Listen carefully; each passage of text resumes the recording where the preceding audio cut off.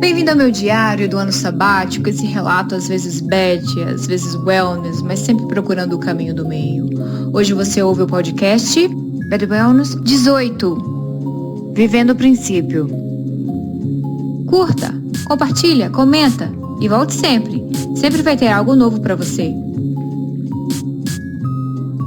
A forma como eu vivi esse princípio, desperte um forte interesse nas pessoas, foi provavelmente a forma mais inusitada de se viver um princípio. Foi uma situação quase que surreal. E para entender exatamente os fatos, eu preciso pontuar as circunstâncias e também fazer alguns alertas. A circunstância é a seguinte: imagina que o mantra da empresa era a palavra não. Para tudo se respondia com o clássico não. Haviam pessoas tão engajadas em estarem indisponíveis para as outras áreas e para as atividades que você falava com ela bom dia e a resposta já era não. Como se pudesse dizer não, entre nós não há qualquer abertura ou relação, de tal forma que eu estou indisponível até mesmo para o seu bom dia. E aqui cabe o alerta para esse tipo de situação. Existem culturas organizacionais tão fechadas, tão fortes e tão negativas que paira sobre todas as pessoas da organização como um consciente coletivo essa postura de indisponibilidade, de revanchismo, inflexibilidade e afastamento, que a única forma de você sobreviver nessa cultura organizacional é aderir a essa consciência coletiva. E muitas vezes isso pode despertar o que de pior há em você e pode ir contra os seus princípios, seus valores. E nessa tentativa de sobreviver a esse ambiente, aquilo que era uma consciência coletiva, você acaba trazendo ela para sua consciência individual. E quando eu fui para a gerência estratégica, eu ia para qualquer reunião de interfaces entre as áreas como se estivesse indo para um jogo de xadrez, pensando como fazer a esquiva da primeira negativa, porque toda resposta padrão inicial era não. Depois da primeira esquiva, você já tinha uma segunda estratégia, que por padrão, para toda resposta não, haveria uma justificativa dizendo a respeito por que você não mereça, no sentido profissional, porque você não fez aquilo conforme o procedimento. E conseguindo passar dessa barreira, indo para o terceiro avanço, você já teria que estar preparado para se defender ou contornar uma terceira oposição, que era, não, mas ainda assim eu não posso fazer porque eu tenho prioridades. E aí tinha um ponto muito interessante, que o seu opositor, nesse momento, ele saía da acusação e ia para a defesa de si mesmo. E com o tempo, eu fui conseguindo enxergar que quando ele se defendia, muitas vezes ele expunha fraquezas. Fraquezas essas que eu usei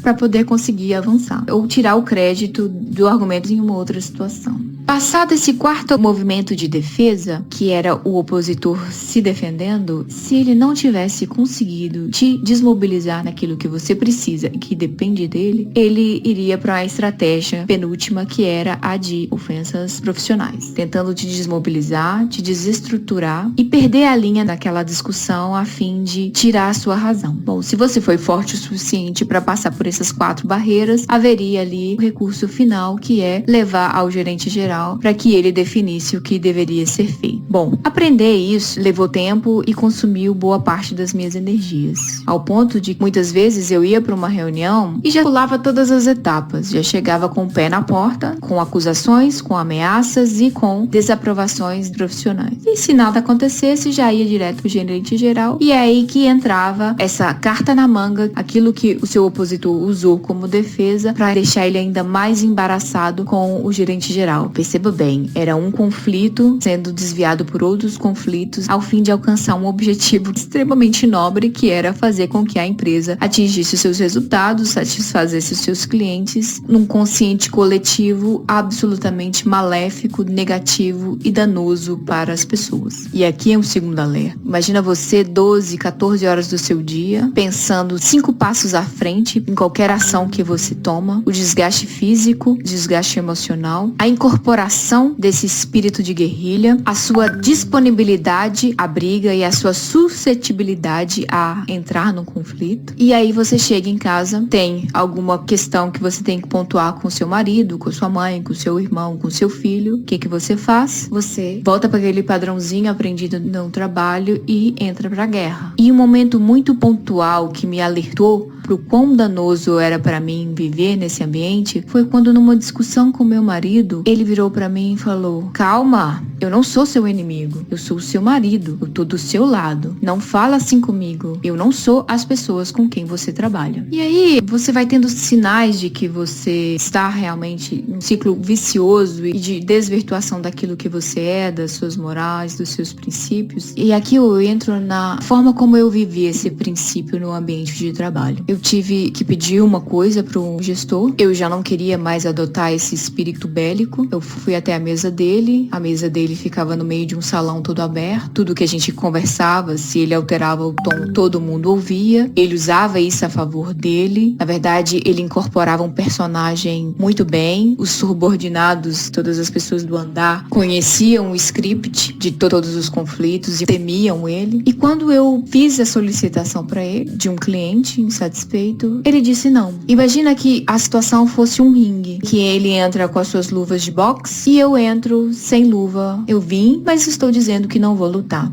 E foi exatamente isso que eu fiz. Ele falou não. Eu respondi ok, virei as costas e saí. Mas ele não tinha percebido que eu não tinha entrado no ringue para lutar. Ele não tinha percebido que eu não estava ali como um opositor. E ele seguiu o script. Ele falou não, ele se justificou, ele ergueu a voz, ele fez a sua encenação, mas eu não fiquei para ouvi-lo, ou para confrontá-lo, ou o próximo golpe. Quando ele percebeu que eu já tinha me ausentado dessa briga, que ele não tinha um opositor, ele ficou incomodado e até um pouco constrangido. E engraçado é que minutos depois o outro cliente reclamando me ligou. Eu não podia resolver a situação porque dizia da parte de fábrica. Eu liguei para ele e falei: o cliente quer falar a respeito desse problema, você fala com o cliente? Ele fala: lógico que eu falo, pode passar. No que ele falou pode passar, eu transferi a ligação e desliguei.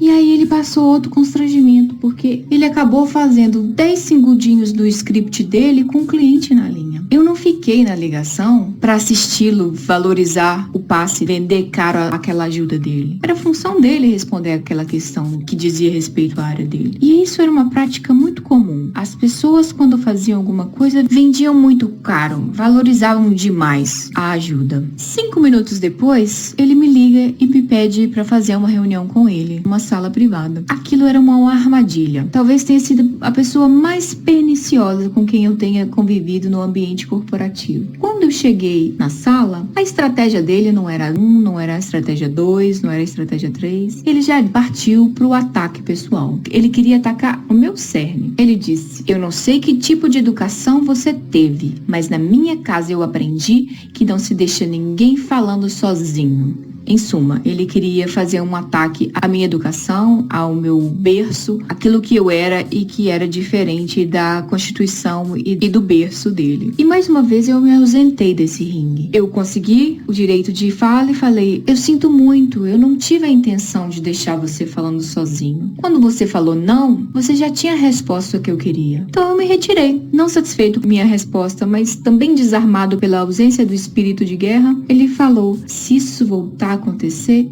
eu vou falar isso para o chefe. Veja bem, quando eu me ausentei do ringue, quando eu me despi do espírito de guerrilha, o meu opositor ficou constrangido. Aquilo despertou um sentimento diferente nele. Nas 3 situações em que ele tentou me atacar, eu abri mão da guerra. E ele não sabia como agir diante daquilo. E talvez o que seja mais virtuoso dessa história não era o fato de eu ter entregado as armas 3 vezes. Mas após essa situação, eu e ele começamos a manter uma relação completamente sadia. Ele ouvia as minhas solicitações, ele não falava não de cara.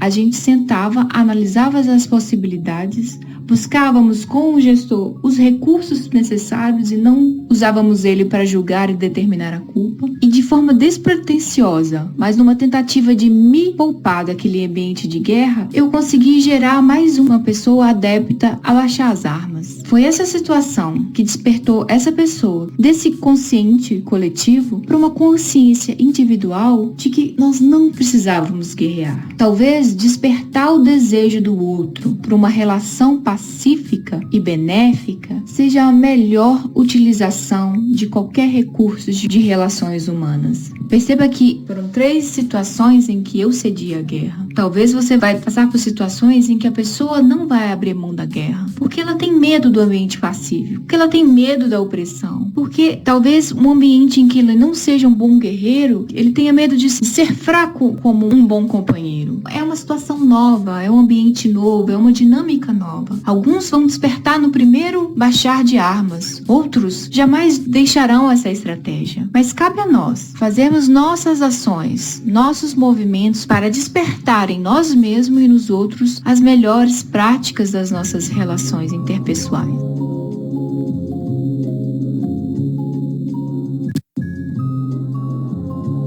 Espontaneamente, eu introduzi um comportamento novo na dinâmica das relações da empresa. Entre tantas oportunidades de reclamar, confesso, reclamei todas elas, mas foi uma postura nova e despretensiosa que mudou tudo para ele e para mim. Como o professor Harry Overstreet, eu consegui tê-lo ao meu lado e já não trilhava um caminho isolada.